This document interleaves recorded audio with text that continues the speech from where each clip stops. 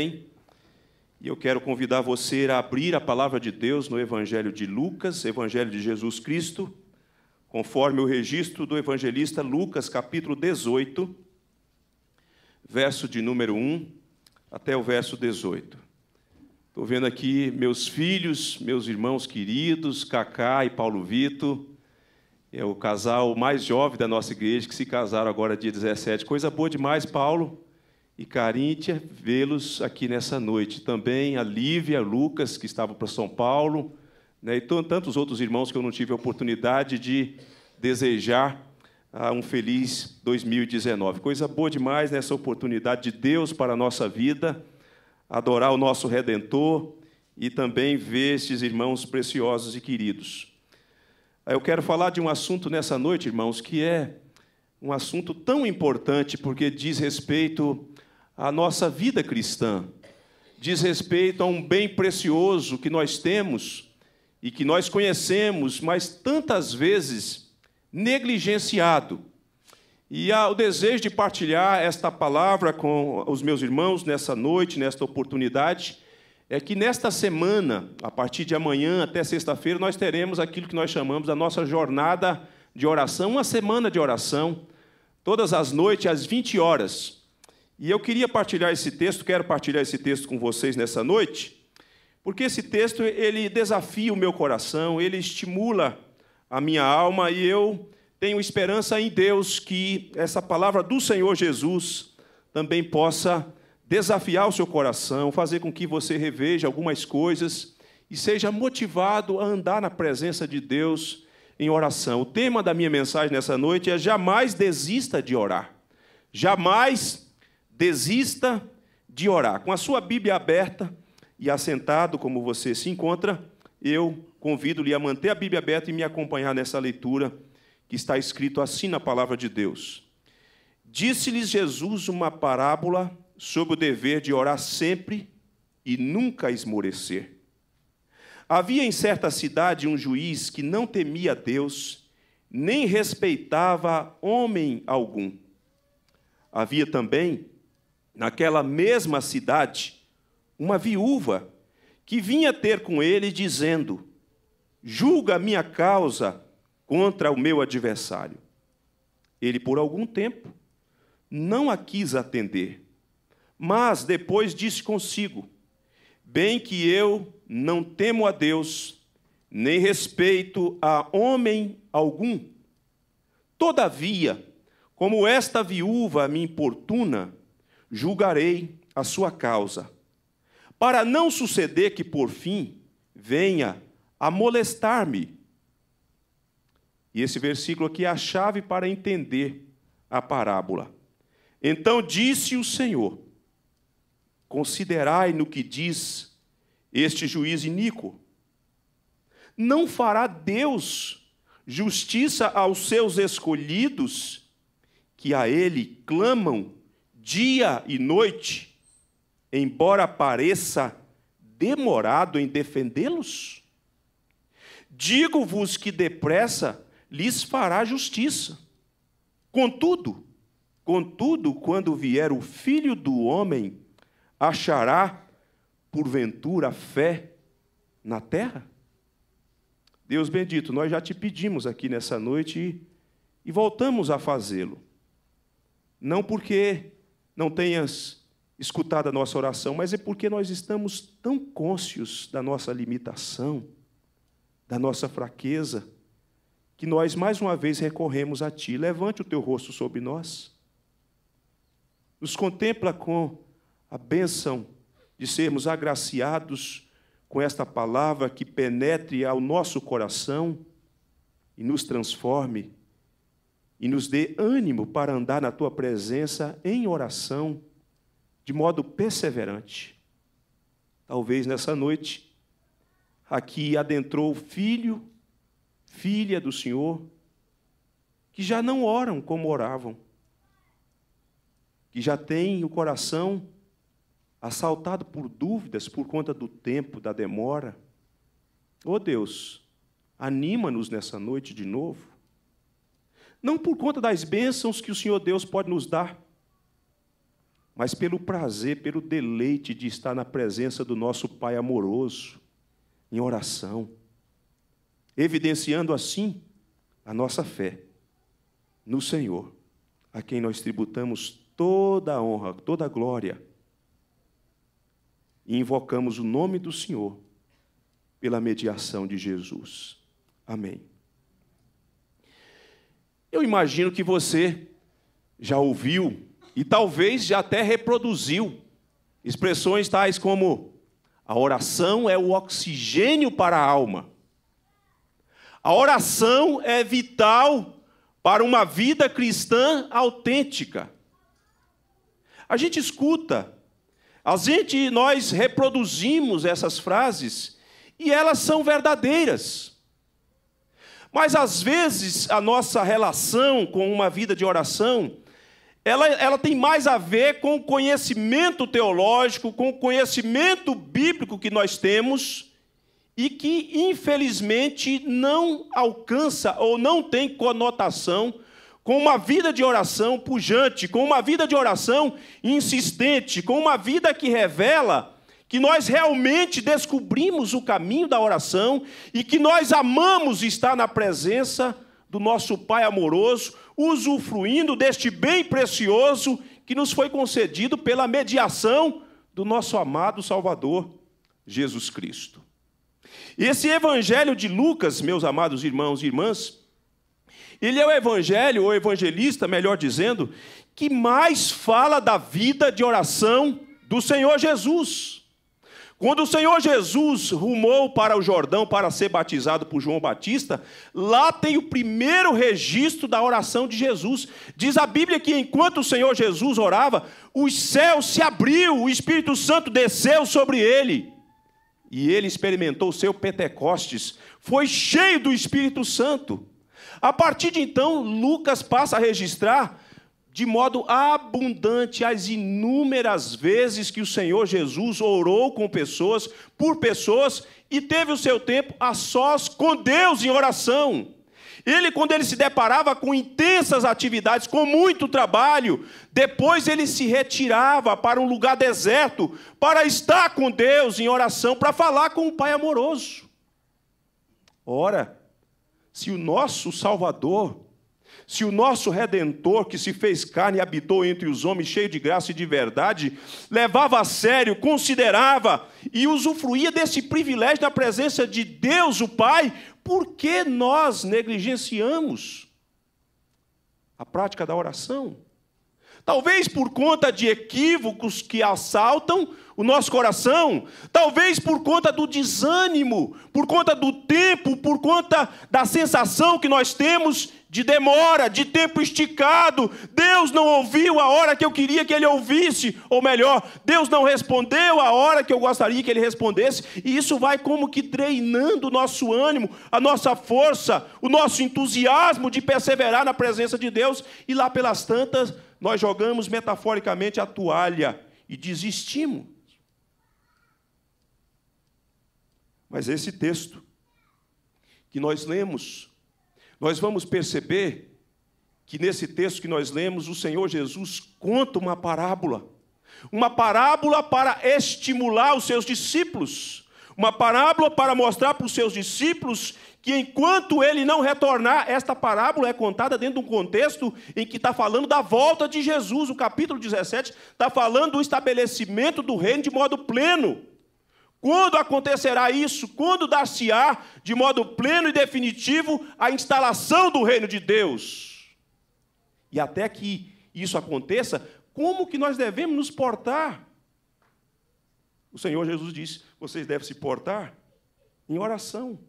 Vocês devem se portar em oração perseverante, oração que evidencia coragem, oração que mostra o ânimo, o gás da alma de vocês. Oração que com isso vai mostrar a autenticidade da fé de vocês.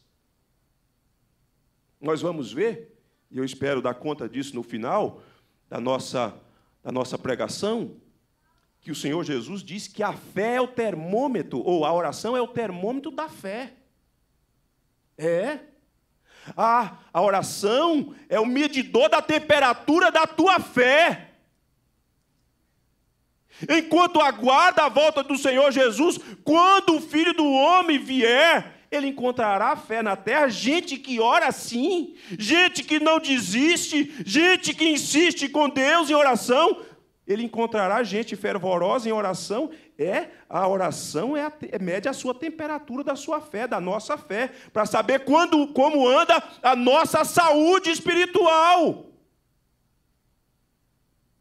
Às vezes você não se deu conta, às vezes nós não conseguimos fazer um diagnóstico preciso, mas nós estamos enfermos, nós estamos doentes, nós estamos enfraquecidos, porque negligenciamos uma vida de oração. O nosso Salvador, ele não apenas ensinou, não apenas verbalizou sobre a doutrina, a teologia da oração, ele exemplificou, ele falou, ele instruiu, mas os discípulos viram diversas vezes nosso amado Salvador, com os pés para trás, como diz o pastor Jeremias Pereira, da 8ª Igreja Presbiteriana, com os pés para trás e joelho no chão. Ele orava para valer. Ele amava estar na presença do Pai. Como anda a tua vida de oração? Volte os teus olhos para esta parábola que eu quero aqui extrair verdades preciosas para a nossa vida sobre esse tema. Jamais desista de orar. Note que Lucas ele faz uma síntese, logo na introdução, antes de efetivamente contar ou registrar a parábola contada pelo nosso amado Salvador Jesus Cristo. Lucas faz uma síntese, como que uma introdução da importância do que o Senhor Jesus deu à oração aqui neste capítulo. Ele diz assim: disse-lhe Jesus uma parábola, preste atenção, sobre o dever de orar sempre e nunca esmorecer. Eu estou convencido, pela palavra de Deus, que orar é um privilégio. É um privilégio. É uma conquista de Cristo para nós. Nós estávamos separados de Deus, nós não tínhamos comunhão com Deus, mas a morte de Cristo fez com que o véu fosse rasgado de alto a baixo, e o escritor aos Hebreus vai dizer que a partir de então nós temos livre acesso a Deus. Apenas algumas pessoas, ou melhor, apenas alguns homens tinham o privilégio de adentrar no Santo dos Santos para falar com Deus, para estar na presença de Deus, a sós com Deus. É um privilégio orar. É um privilégio se quedar diante de Deus. É um privilégio poder abrir o coração e verbalizar os nossos desejos diante de Deus, com oração, com súplica, com intercessão e ações de graças. Mas, de acordo com o registro de Lucas, oração também é um dever. É dever orar. Não é uma questão opcional, muito embora, quando você negligencia a vida de oração, o mais prejudicado é você. O mais prejudicado somos nós. Mas é dever nosso orar. Se espera de que os filhos de Deus orem. Se espera das filhas de Deus que elas busquem a Deus em oração. Se espere da igreja que a igreja seja uma agência intercessora neste mundo caído. E aí Lucas diz, e registra então, a parábola contada pelo Senhor Jesus para falar desse aspecto da perseverança, que nós jamais, nunca, em hipótese alguma, devemos deixar de orar. Ele diz que havia numa certa cidade, um juiz que não temia Deus, nem respeitava homem algum. Havia também naquela mesma cidade, onde estava instalada a presença dessa autoridade, uma viúva que vinha e comparecia diante do juiz e dizia: julga a minha causa contra o meu adversário. Se você analisar essa parábola e essa relação da viúva com esta autoridade nessa cidade, você vai perceber que esta súplica, este pedido insistente dessa mulher diante desse juiz, tem a ver com injustiça. Tem a ver com aqueles que são injustiçados no mundo caído, no mundo hostil, em que às vezes as autoridades não velam por aqueles que são mais fracos, que não são atendidos, que não são acolhidos, os seus clamores e as suas reivindicações que são esquecidos. Por que isso? Porque se você notar, você vai perceber que lá no versículo de número 7, o Senhor Jesus faz a pergunta, depois de falar, considerai no que diz esse juiz iníquo, ele diz assim, não fará Deus justiça? Então esse aspecto da injustiça que é praticada, da hostilidade que acontece no mundo caído, em que os fracos são esquecidos por aqueles que têm poder para fazer alguma coisa, vem para mostrar e para fazer você entender que nós estamos num mundo mau, onde injustiças são praticadas, onde as violências acontecem, onde os crimes são avolumados o tempo todo. E o que fazer diante disso? O que a igreja faz? O que a igreja deverá fazer diante desses gemidos que existem na sociedade contemporânea? Pense no que está acontecendo. Como vocês puderam ver, nessa semana nos telejornais, no Ceará, na capital do Ceará, em Fortaleza, a quantidade de ataques, a quantidade de injustiças, uma rebelião que acontece uma após a outra, em que deixa a sociedade apavorada, assustada, e no meio dessa sociedade tem gente de Deus. O que a igreja faz nessas horas, meus irmãos?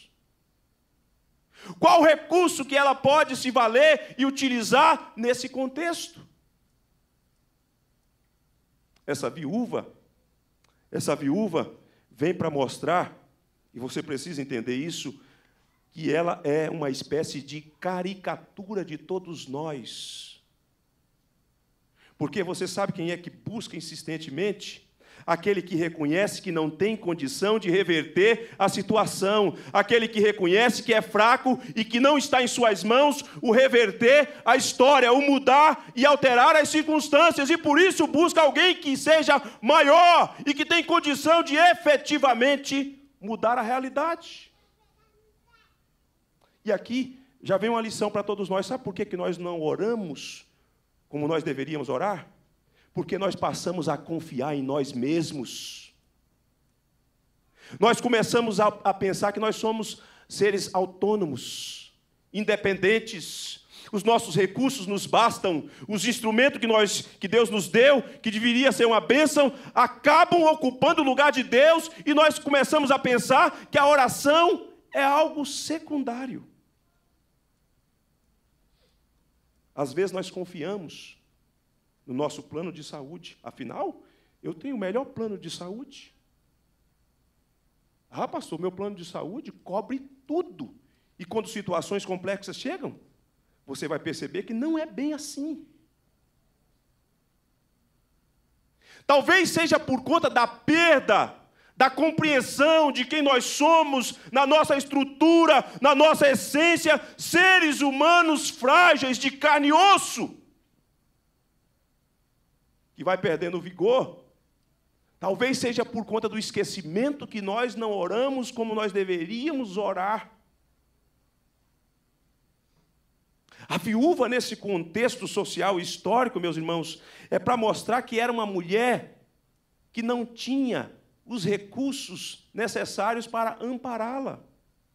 Naquele contexto de aldeia, em que estava ali a figura da autoridade do juiz, as pessoas, para comparecerem à presença do juiz, precisavam de alguém que pudesse ser uma espécie de agente para acessar aquela figura. A viúva, entretanto, não tem ninguém por ela.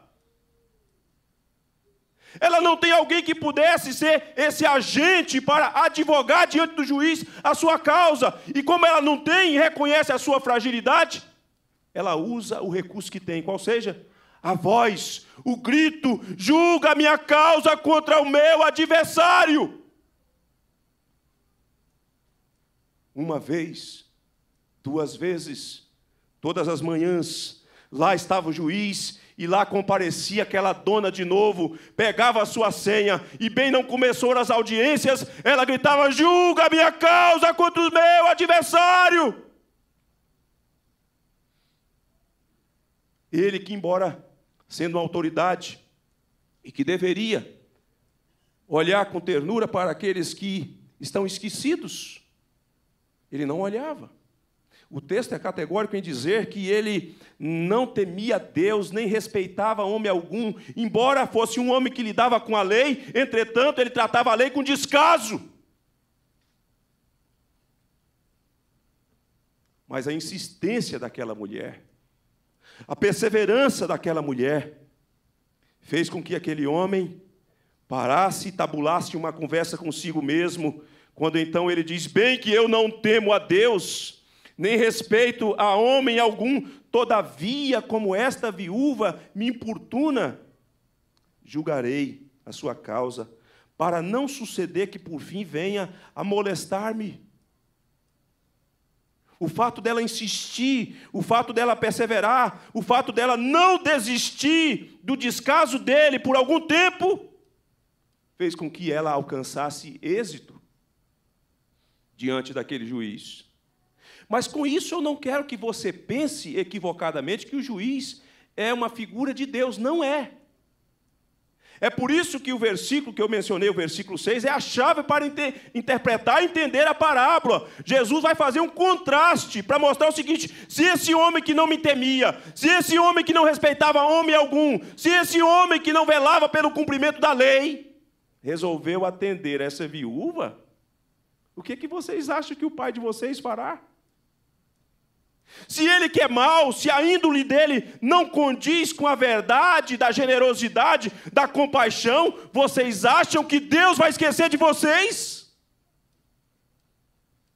Se esse homem que era mau acudiu à insistência dessa mulher, vocês acham que o Pai amoroso de vocês se esquecerá de vocês? Vocês acham que ele não está escutando a oração de vocês? Jamais desista de orar.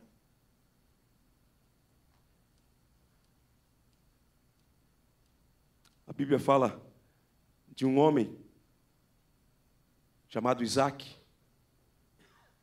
que ficou abatido por conta do falecimento da sua mãe. A sua mãe faleceu, e ele ainda solteiro, e ele está então um rapaz triste. Seu pai já está idoso, e seu pai pensa: olha, eu tenho que casar o meu filho. E Abraão, então, manda o seu servo ir à casa dos seus parentes para arranjar um casamento para Isaac. Tem que ser do meio da parentela. Eu quero te dizer, você, moça, e você, moço, que ainda não está namorando, mas pretende namorar, namore com gente que é de Deus, gente da parentela. Diz a Bíblia que o servo de Abraão rumou para aquelas bandas, numa longa jornada, fez uma oração no meio do caminho, estabeleceu certas condicionais que, se aquilo acontecesse, ele entenderia que aquela moça era a moça que era para casar com Isaac. E as coisas aconteceram tal como ele orou. Deus o ouviu, Deus o respondeu, e ele percebeu os sinais. E lá pelas tantas, vem o servo de Abraão trazendo aquela moça. Ela o viu, e ela cobriu-se com o véu, e ela foi recebida por Isaac, e eles se casaram. E logo depois que se casaram, ele percebeu que a sua esposa não poderia ter filhos. A Bíblia diz que ela era estéril. A Bíblia diz que aquele homem orou. E depois de 20 anos, nasceram os gêmeos Jacó e Esaú. 20 anos! Ao constatar que a esposa não poderia lhe conceder um filho nesse âmbito natural da gestação, mas acreditando na possibilidade de uma intervenção de Deus, numa ação de Deus, aquele marido se põe a orar pela sua esposa, e Deus ouviu a sua oração. E dá-nos a entender, irmãos, que foram 20 anos de oração. É muito ou é pouco? Talvez você diz: é muito, pastor. Talvez você diz, pastor, eu já não estou dando conta nem de um mês, eu começo o ano falando, não, esse ano a coisa vai, esse ano eu participarei das reuniões de oração, esse ano eu orarei insistentemente na minha casa, com o meu cônjuge, com os meus filhos, eu não vou desistir de orar. E aí entra o segundo mês e você já vai perdendo o ânimo, perdendo o vigor. São 20 anos. Há muitos outros que oraram muito mais tempo. Conta-se que a mãe de Santo Agostinho orou pela conversão dele durante 40 anos. O nosso problema é que nós somos gestados numa geração imediatista. Se a internet está lenta, eu ligo para reclamar. Eu vou trocar, vou cancelar o plano. Porque você não aguenta mais esperar um minuto. 20 segundos é uma coisa assim já estourando. A gente já está pensando em ligar para Germano para ele entrar com um processo contra a operadora. Uma geração de pessoas impacientes. De pessoas que são doutrinadas por essa era.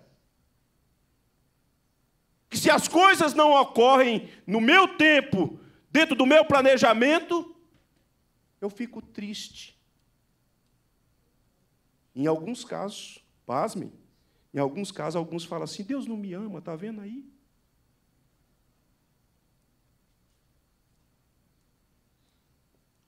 Já se passaram 15 dias e nada. Uma geração que aprendeu desde cedo a ouvir a propaganda do analgésico Tomodoril, Adosumil. Não aguenta mesmo esperar, irmãos. Só que a parábola vem para mostrar que não é bem assim.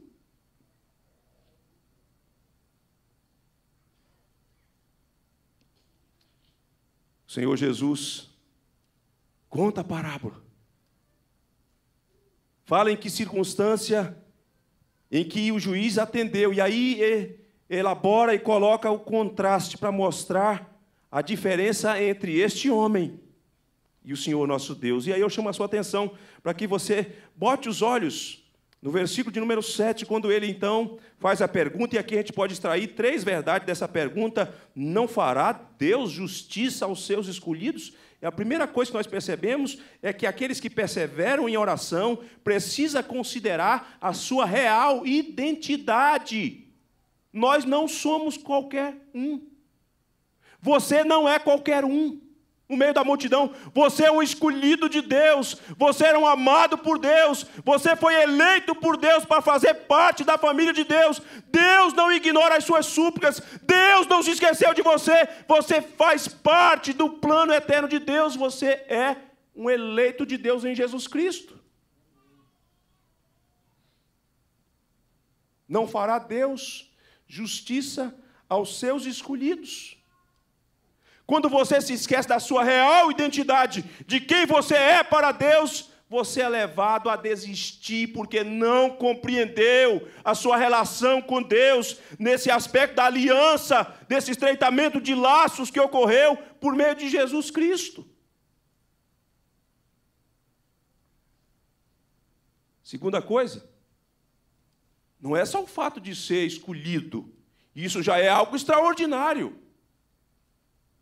Pertencer a Deus já é algo estupendo. Mas não é só isso. Existe um envolvimento, um engajamento dos escolhidos. Os escolhidos que a Ele clamam dia e noite.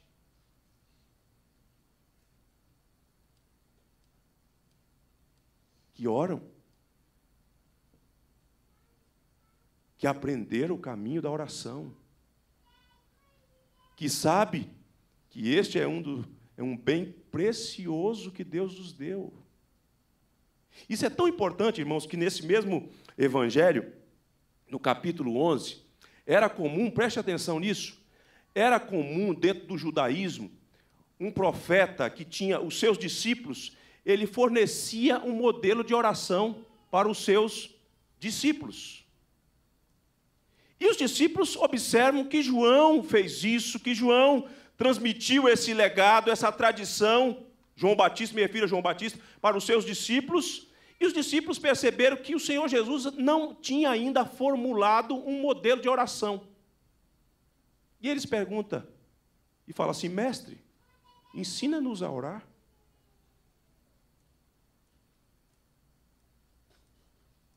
E o Senhor Jesus, que vai além daquela transmissão, daquele legado dentro do judaísmo, fala assim, olha, quando vocês orarem, vocês devem orar assim, Pai nosso que estás nos céus.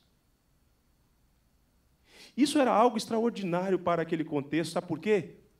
Porque para o judeu, para a mentalidade dos judeus, Deus é tão grande, e Ele de fato é, Deus é tão majestoso, e de fato Ele é majestoso, que era inaceitável para o judeu se dirigir a Deus chamando Deus de Pai.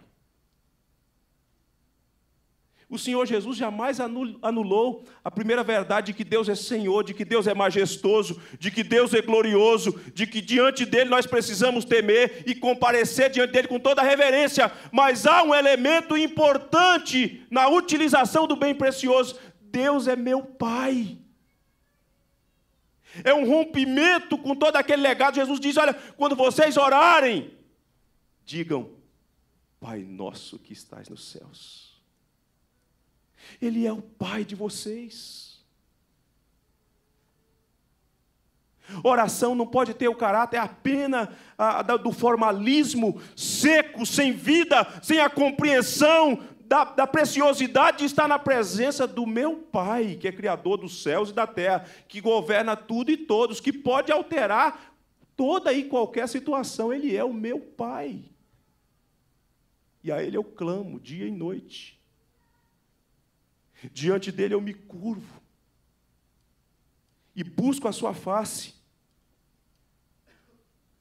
Terceira coisa, isso envolve a nossa sensação. E aqui, irmãos, que eu penso que é a situação que faz com que nós fiquemos emperrados no meio do caminho. Porque diz assim, embora pareça demorado em defendê-los, quando você tem uma causa diante de Deus, quando você enfrenta uma turbulência, quando um problema grave assalta a sua vida ou a sua família, aquelas coisas que chegam de modo inesperado, e você ora hoje, ora amanhã, ora semana que vem, e de repente parece que o tempo está se esticando, e a sensação que você tem é que está demorando demais. Já sentiu assim? Já pensou assim, está demorando demais?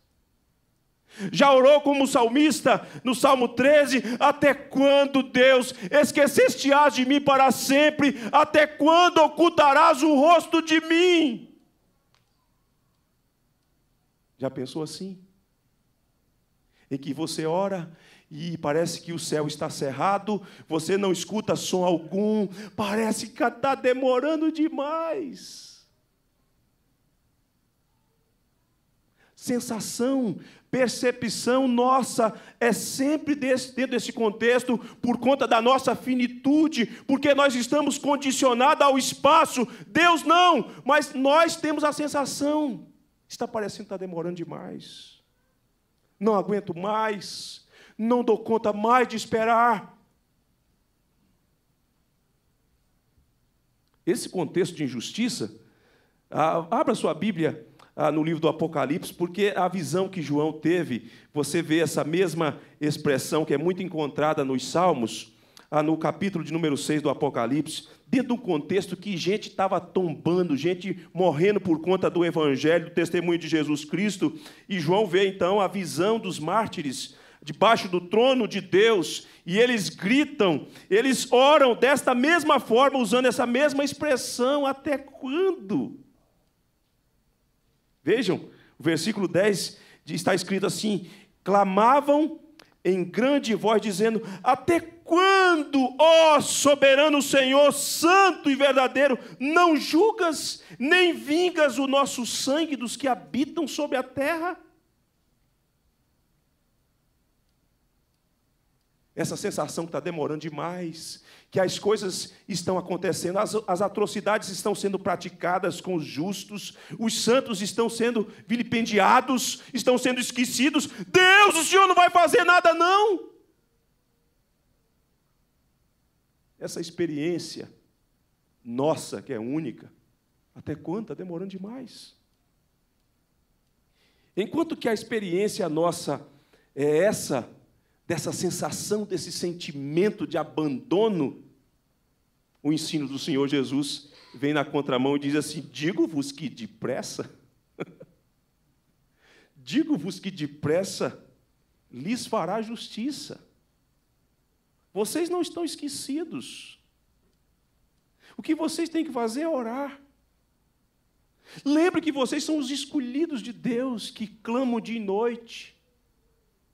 Lembram que vocês não são daqueles que retrocedem, daqueles que recuam. Não existe no dicionário de vocês desistência. Depressa fará justiça, sim. Deus tem o seu tempo. Deus tem a sua hora. É o evangelista João, dentro de situações complexas, em que os homens não tinham nenhum controle de determinadas circunstâncias, que aparece a expressão registrada por João, dita pelo nosso amado Salvador: ainda não chegou a minha hora. Nós estamos condicionados ao tempo e ao espaço. Nós somos finitos, e o nosso amado Salvador tem um relógio, ele fala: não chegou ainda, nem um minuto antes, nem um minuto depois. Na exatidão eu sairei e lutarei por vocês. Para vocês parece que é demorado. No cronograma de Deus, é uma ação rápida. Eu preciso terminar. Porque o Senhor Jesus termina com uma aplicação que não alcança ou que não alcançou só aqueles primeiros ouvintes. É uma aplicação para você mesmo auto se avaliar. Olhar para o seu próprio coração, porque ele termina fazendo a pergunta: contudo, quando vier o Filho do Homem, achará porventura fé na terra? E aqui, queridos, fé não tem a ver com um conjunto de crenças, de doutrinas, de verdades teológicas e doutrinárias que nós fomos discipulados, que nós fomos instruídos nas Escrituras. Não é esse tipo de fé, muito embora as verdades bíblicas também, em alguns momentos nas Escrituras, são chamadas de fé. Aqui você percebe nitidamente que Lucas começa a parábola falando sobre o dever de orar sempre e nunca esmorecer, conta a parábola sobre essa relação da viúva com o juiz, faz o contraste mostrando que Deus não se esquece dos seus escolhidos. E aí ele faz a conexão da pergunta com a vida de oração. Quando ele voltar, ele encontrará gente que ora desse jeito? Gente que não desiste de orar? Gente que encontrou o caminho da oração e que sabe da preciosidade estar na presença de Deus? Gente que não recua, gente que ora dia e noite, gente que insiste com Deus, gente que não joga a toalha, gente que clama ao Senhor o tempo todo. É por isso que eu disse lá no início que essa pergunta vem para fazer com que sejamos levados a olhar para o nosso coração, para ver como anda a saúde da nossa fé. Se você é um homem que não ora, se você é uma mulher que não ora, se você despreza a oração, é sinal que a sua fé está enferma. É sinal que a sua vida cristã está enfraquecida. Se você não tem prazer em estar na presença de Deus, se você não comparece às reuniões de oração, se você não valoriza a bênção de orar ao Senhor, você está com a fé enfraquecida, enferma.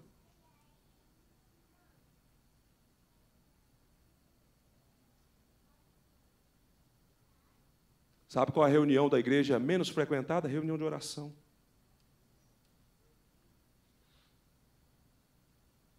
Reverendo Hernandes diz que que hoje a nossa vida de oração, a gente faz uma longa oração de 1 minuto e não tem mais nada para falar com Deus. A entonação da voz que ele faz é essa mesmo. Uma longa oração de 1 minuto. E você não tem mais nada para falar com Deus. Talvez você diga, não, pastor, porque eu sou bastante objetivo. Não é não. É porque você não cultiva a vida de oração. Vida de oração não se aprende conhecendo a teologia da oração. Oração, vida de oração, se aprende e cultiva praticando. É entendendo que Deus é uma pessoa que dispõe os ouvidos para ouvir a nossa súplica, que se desenvolve, que ganha pujança e fortalecimento de uma vida de oração. E quanto você mais ora, mais você quer, não porque você está interessado nas bênçãos de Deus, mas na presença de Deus. É uma demonstração de fome pela presença de Deus.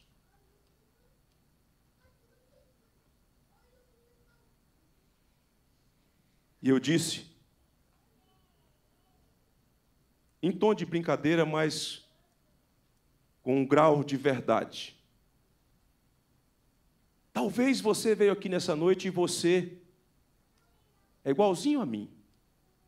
Na transição do ano, do dia 31, para adentrar o primeiro dia do ano, o primeiro dia de janeiro, você elabora uma série de metas, de alvos. Esse ano, ninguém me segura, eu vou ler a Bíblia toda. Esse ano eu começo no Gênesis, amanhã, depois do almoço, do dia 1º, depois daquela ressaca, não de cachaça, ressaca do sono, né, do dia 31 para o dia 1º, eu começo a leitura bíblica. Minha vida de oração vai ser diferente de tudo que foi até agora. Esse ano eu vou fazer exercícios. Esse ano a balança para de gemer comigo. Esse ano não tem jeito. Esse ano eu vou dar conta. Esse ano meu inglês avança. Esse ano não tem jeito, ninguém me segura. E depois de poucos dias, o ânimo vai arrefecendo. E você vai perdendo o vigor. E você vai ficando abatido. E você se esquece de tudo. Se você se esquecer da academia, eu espero que não, que é uma bênção para a sua saúde. Se você se esquecer de uma série de coisas,